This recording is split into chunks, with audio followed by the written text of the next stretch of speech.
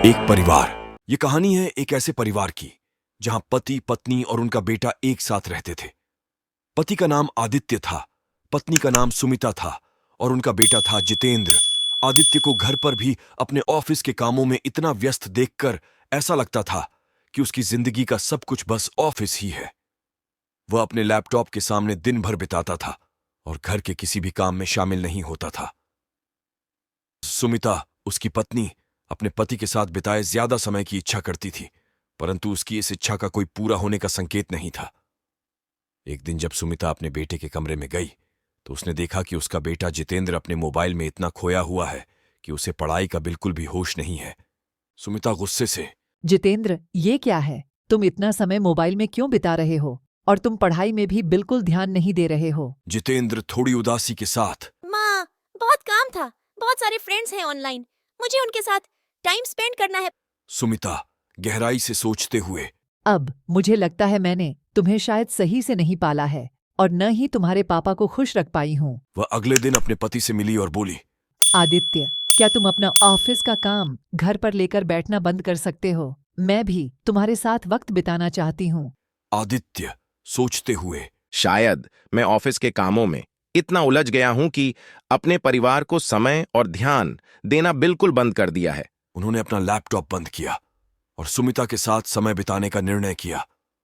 उन्होंने जितेंद्र को भी बुलाया और उसके साथ समय बिताने और उसकी पढ़ाई में मदद करने का वादा किया। दिन बीतते गए। आदित्य ने अपने काम को घर से बाहर रखकर अपनी पत्नी और बेटे के साथ वक्त बिताना शुरू किया। जितेंद्र ने भी मोबाइल को अपने दिनचर्या से हटाया और अब वह अपनी पढ़ाई में भी ध्यान देने लगा और इस तरह परिवार में एक नई ऊर्जा फैली। अब मुझे लगता है कि हमारा परिवार फिर से एक हो गया है। एक दिन सभी परिवार वाले एक साथ बैठे हुए थे। तब आदित्य ने अपने बेटे से पूछा कि तूने कैसे समझा कि तूने मोबाइल का इस्तेमाल बहुत ज्यादा कर लिया है?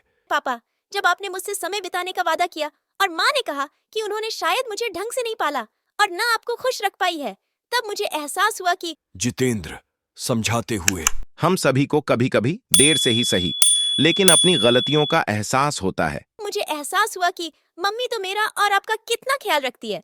उन्होंने मेरे अच्छे के लिए ही मुझे पढ़ाई की तरफ ध्यान देने को कहा है, जो बिल्कुल सही बात है। और तब मैंने समझा कि मैंने खुद को मोबाइल में ही गुम कर लिया था, जबकि मेरे अच्छे दोस्त तो पहले पढ़ाई करते हैं, फिर खेलते हैं, और मोबाइल तो मम्मा पापा की परमिशन से ही चलाते हैं। तो मुझे भी एक अच्छा बेटा और अच्छा बच्चा बनना चाहिए। आदित्य मुस्कुराते हुए, अब हमें इसे सुधारना है और एक दूसरे का साथ आगे भी ऐसे ही देते रहना है। इसके बाद परिवार ने मिलकर एक नए दिन की शुरुआत की। उन्होंने एक दूसरे का साथ देने का निर्णय लिया और उनकी जिंदगी में एक नई रोशनी आई।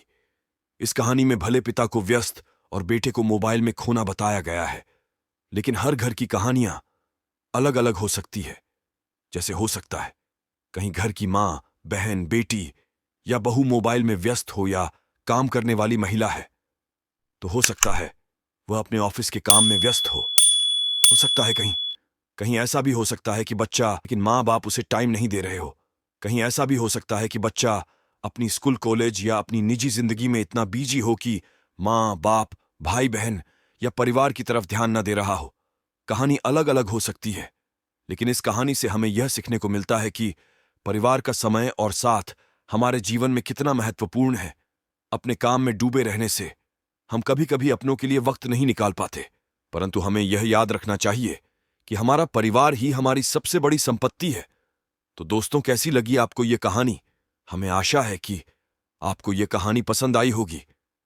अगर आपने अभी तक हमारे चैनल को सब्सक्राइब नहीं किया है तो कृपया इसे सब्सक्राइब करें और बेल यानी घंटी के आइकन को दबाएं और सभी नोटिफिकेशन ऑन करें ताकि आप हमारी नई कहानियों को मिस न करें। दोस्तों, कृपया लाइक, कमेंट और ज्यादा से ज्यादा शेयर करें। जल्द मिलते हैं एक नई कहानी के साथ। आप अपना और अपने परिवार का ख्याल रखें। धन्यवाद।